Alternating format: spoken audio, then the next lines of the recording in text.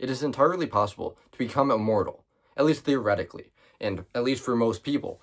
Because there's a thought experiment I've been thinking about recently, where if you choose every right path from the second you're born, and you theoretically can become immortal by the end of your life. But this thought experiment is very difficult to technically pull off and nearly impossible. Because say you were thinking about going to college or not college. That's basically like a choice you might have in your life at a random point. So the fact is you can't choose either of these. What you have to do, you have to like make a business where you like push the boundaries of science and technology to actually be able to make people live forever. Because like that's the only way to really achieve immortality. You need like science. So what you have to do that every second of every day, and you probably have to do it at very early ages. You have to learn everything about science and technology to really get to the point where immortality exists. And then you have to obviously avoid all of the different fatal chains of events that will lead to your death, like smoking a cigarette or it's getting in a car, because that could lead to an accident.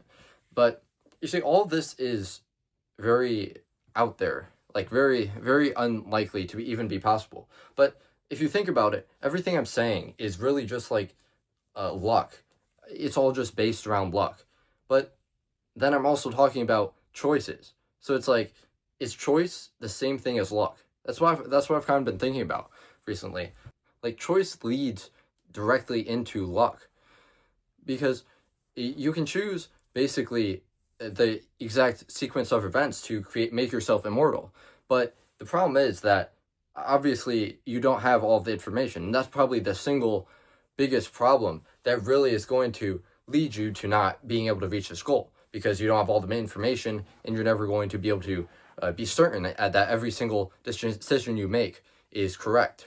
And it's not just like things out of your knowledge, it's also things out of your control, like an asteroid coming to Earth. I mean, yeah, you could like have like a solution, like you could make your own like space business or whatever to try and stop the asteroid, but other than that, like, there are just some things that you can't control, even in the immortality situation and in real life. So like, you can never actually have perfect luck, and you can't create perfect luck because you don't have all the information. That's all there is to it. So luck is truly choice based, but it almost becomes random due to the extreme number of variables that you're missing on any occasion and any decision that you have to make. So the point is, like, you can't really exactly perfectly map out your life in a way that is following every single stroke of luck that you might come across.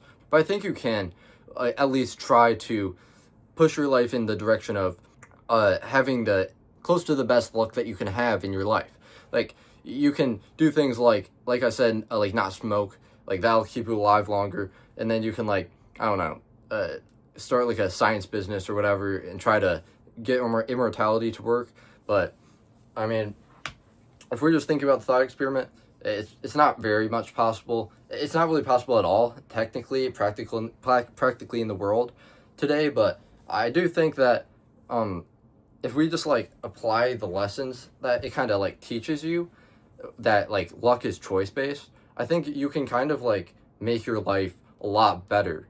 But just that you can somewhat control your luck. You can kind of control it using your own decisions, and you have some control at all times, because there's always a small chance that you can get lucky and reach something that you didn't expect to be able to get to. So that was basically what I was trying to say here. But